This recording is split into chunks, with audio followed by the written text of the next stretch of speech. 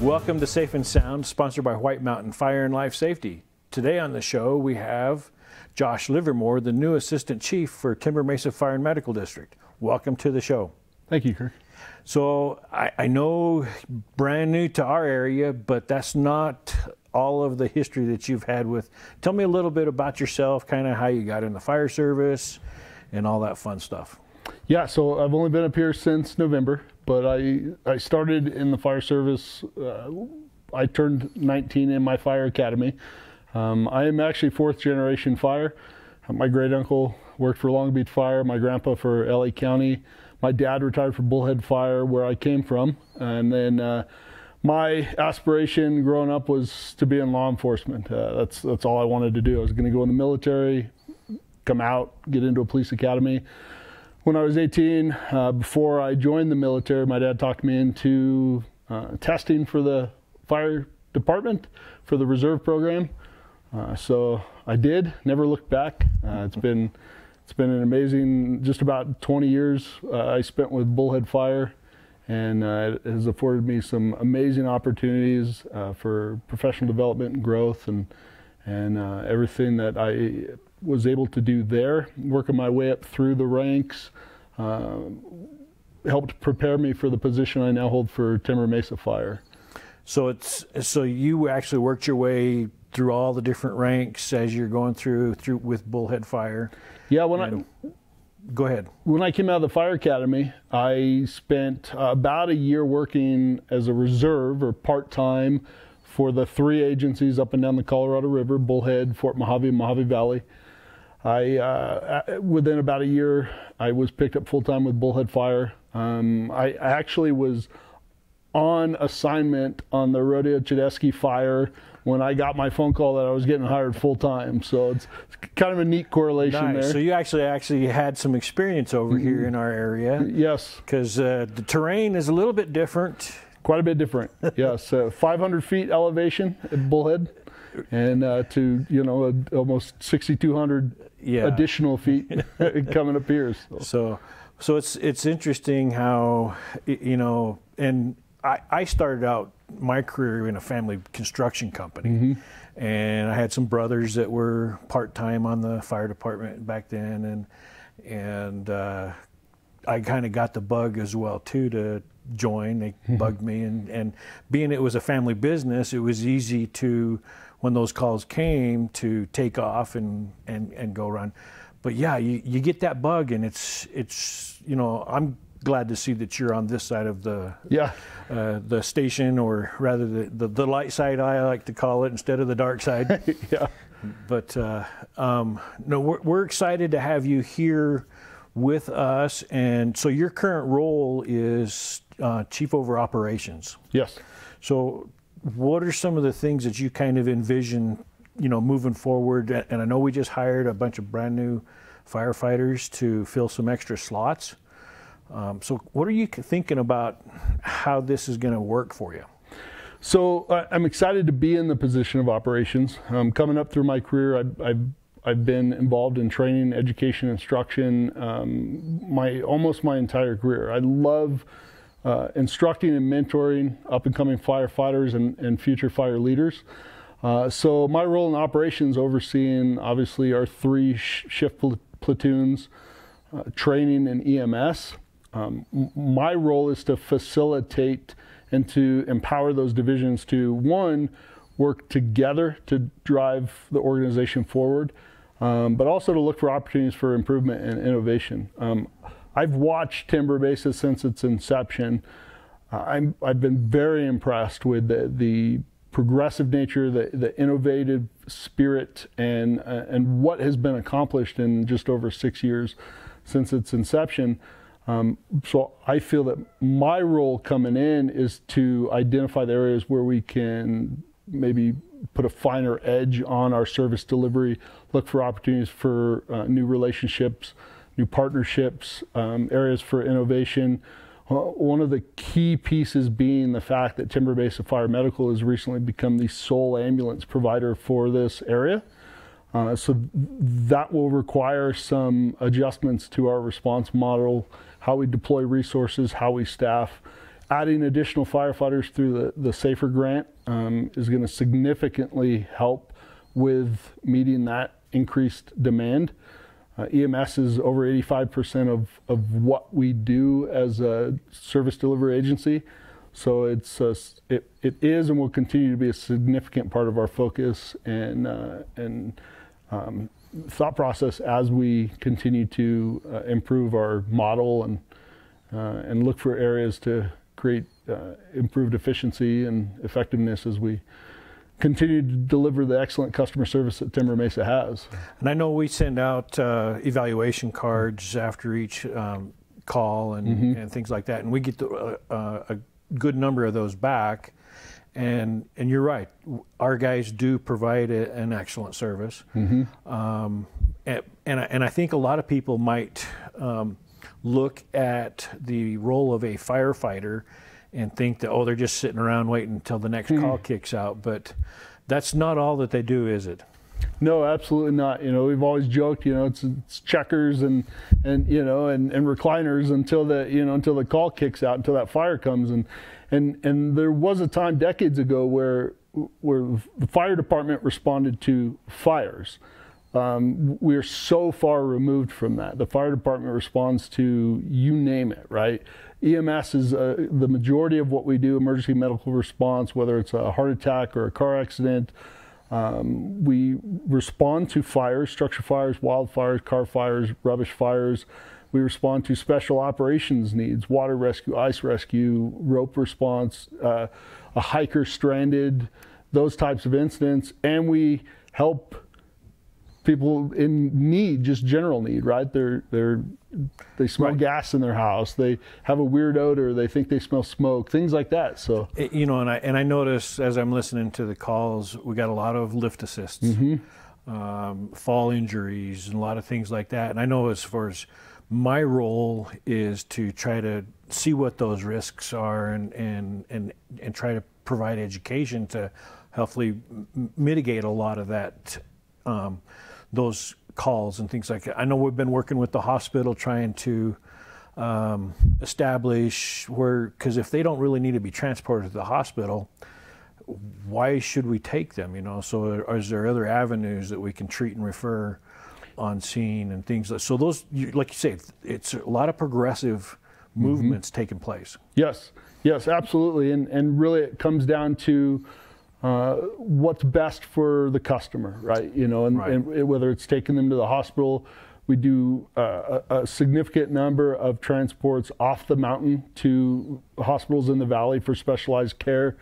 And then sometimes the best thing is not to transport the patient, to refer them to a better resource, a specialized, you know, facility.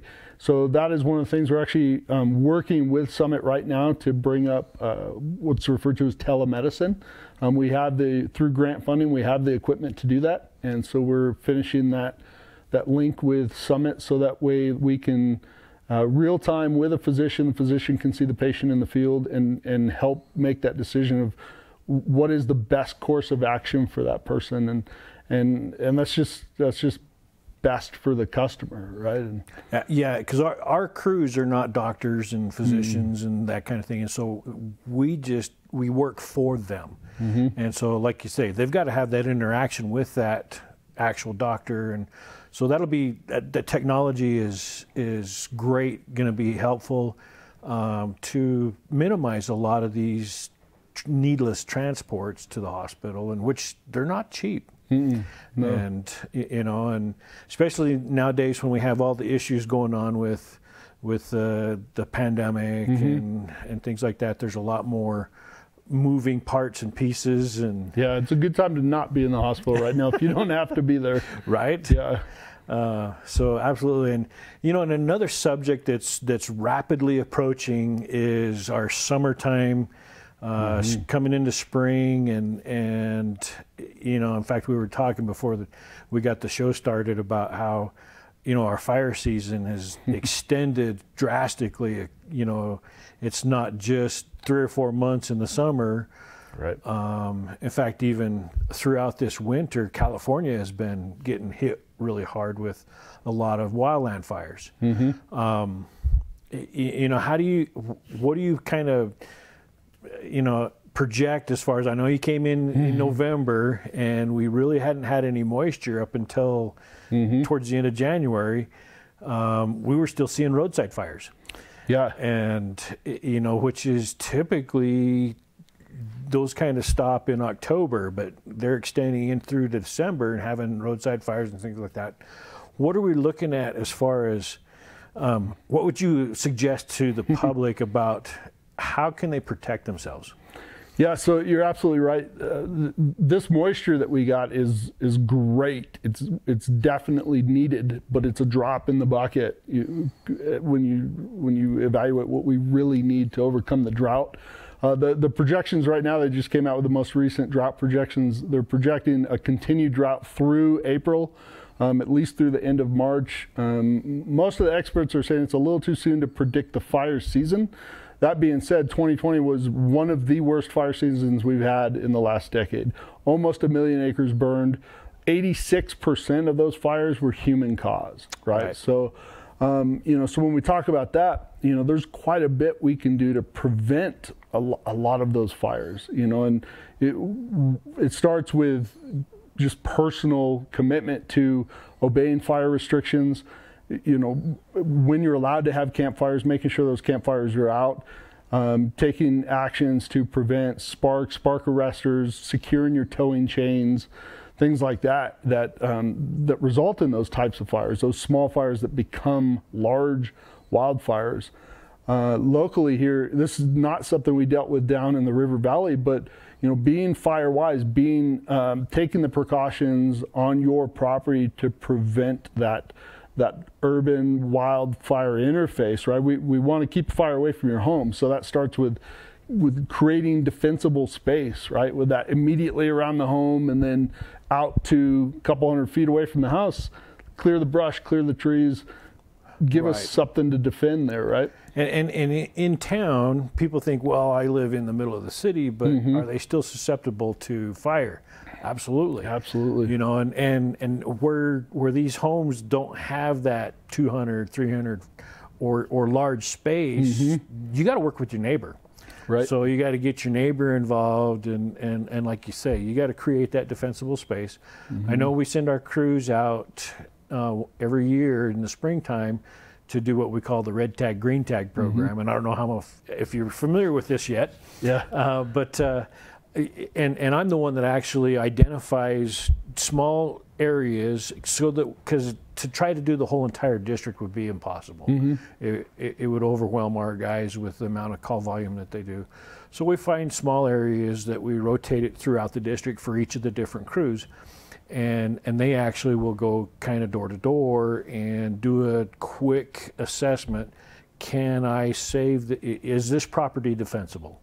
If a wildfire was coming up over the hill and I've got to protect this property, can I or not? And so, and because what we found when we started this program was that people didn't know where to start. And so it's like, I think they just gave up and didn't do anything. Yeah. So on this tag, we got a red tag and a green tag, and they virtually say the same thing, but it's like either you're doing this or you're not doing this. And your home is defensible or it's not defensible. And, but it gives them a checklist of things to do. Cleaning the gutters, a big one. Open decks that have only limited space and now all that debris is under there becomes kindling. So very simple things to start with, to know how to go around and start working on their property. But it becomes a community-wide, and something else that I know that we're working on in conjunction with Pine Top Fire and also the county is creating fire-adapted communities and getting them recognized. And it's not to say that they're completely fire-wise and fire-safe, but they're actively working towards that. Right. And so I know we've got probably about 11 or 12 subdivisions within our district that are working towards getting that designation, which helps us also get grant funding. Yes. And so what are some of the other things that people can do to, be prepared ahead of time and start thinking about what do you. Yeah, so I think you're absolutely right. It's a community effort. We typically, when the fire department gets involved, it's too late, right? One of the coolest things about Timber Mesa is in our mission, we prioritize risk reduction, right, and empowering our people. So the program like Red Tag, Green Tag is awesome because it gives people some direction, and those are the things, right? Start with your home, clear the roof, make sure all your shingles are there, make sure there's not exposed parts of your structure that can't be protected, clean your gutters, clear the area immediately around your home should be referred to as non-combustible, right? And then work out from there.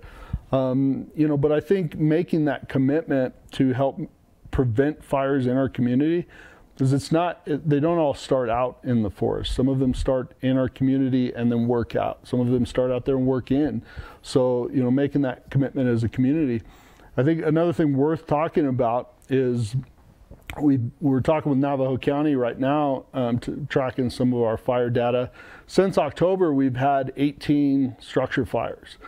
And the majority of those structure fires have been caused from heating, either fireplace heating, gas heaters, electric heaters, so there's opportunity there as a homeowner to do appropriate maintenance, have your chimney checked and cleaned on a periodic basis, make sure that you're having your HVAC systems maintained, checked, inspected, use heaters appropriately, right, electric heaters, make sure you give them space.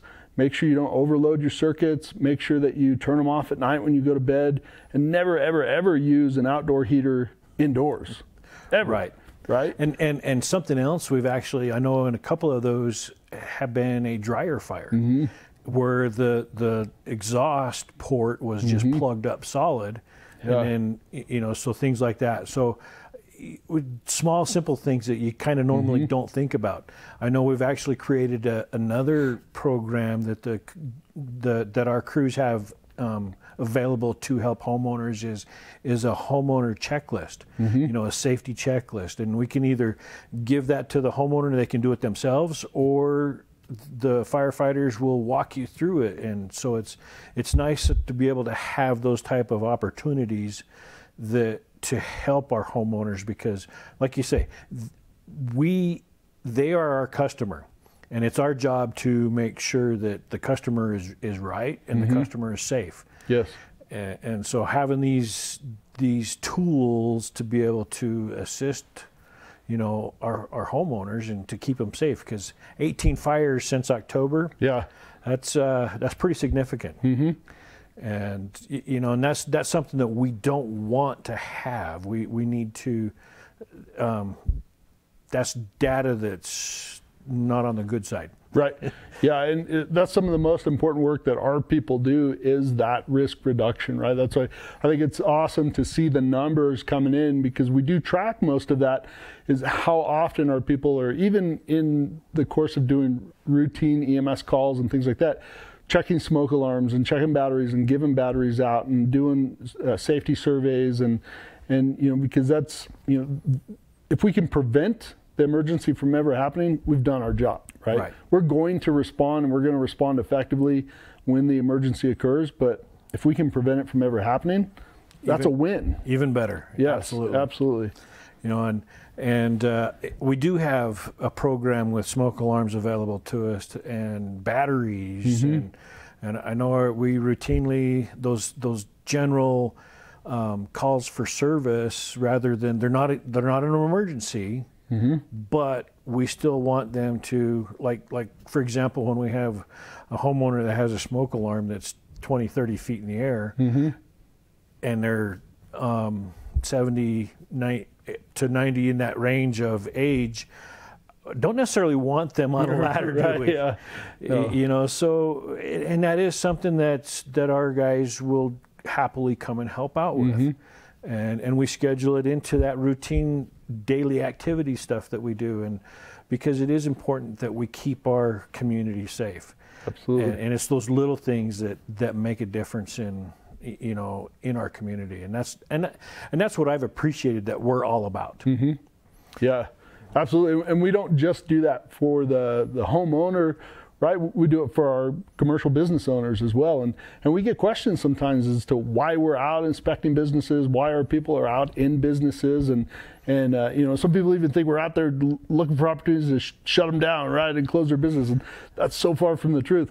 We are there to improve the quality of life of our customers, the business owners and their customers, look for opportunities to prevent a fire from occurring, opportunities to improve the safety of their business, and it also exposes our people to that business in a non-emergency setting. So that way, the first time that our people are in that business is not in the middle of the night when it's on fire.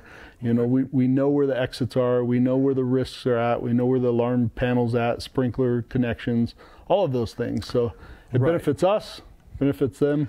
Right, and it not only keeps the business owner, the customers, keeps the firefighter safe. Absolutely. And we don't want anybody to become a statistic. And you're right, getting in there ahead of time and all of that, because my job where I'm out doing in the public, and I learn those things. I've done the inspection on brand new buildings but I'm not the one that's responding at 2 o'clock in the morning. Right.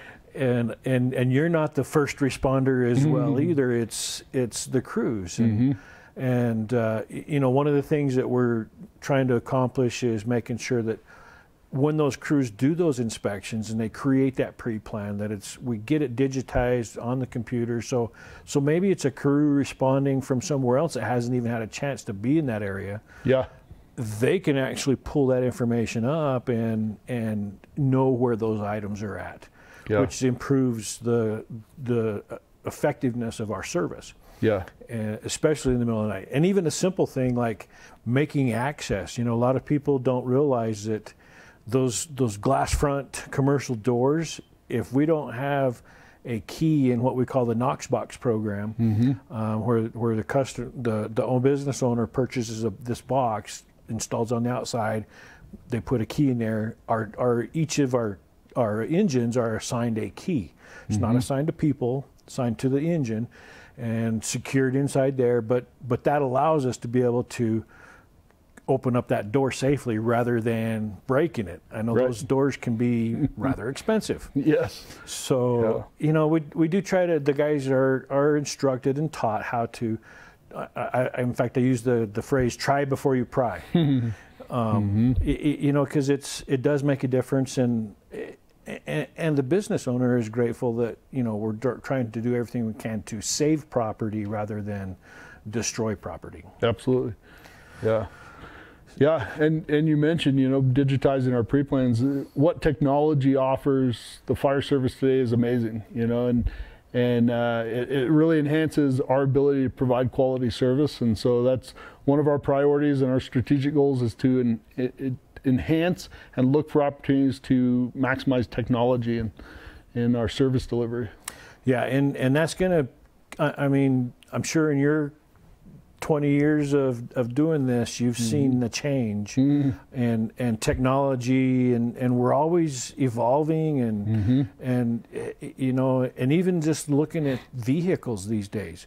When you go on a crash scene, and how many of these vehicles are electric cars? Right. And if the guy's cut into the wrong spot, could be devastating to that firefighter or the occupant that we're trying to get them out of the vehicle, or so the education component. Our guys are constantly doing more training. Constantly. And it's amazing what our training division accomplishes, because every day we're placing a higher demand on our training division to ensure that our people are safe and well trained, because we operate in a constantly changing and evolving environment, whether it's vehicles, building materials. The risk that is associated with the job requires immense amount of training, and our training division keeps up with that. And I think we calculated we're close to 30,000 combined training hours a year for all of our people, and that's impressive. And one of the things that correlates right back to help our customers is what the ISO, the Insurance Services Organization, that rates insurance rates and how that comes about. The lower our ISO rating is, the better service we're able to provide. Training hours is huge in determining that. And I know our last go around we were evaluated as being a 3, 10W.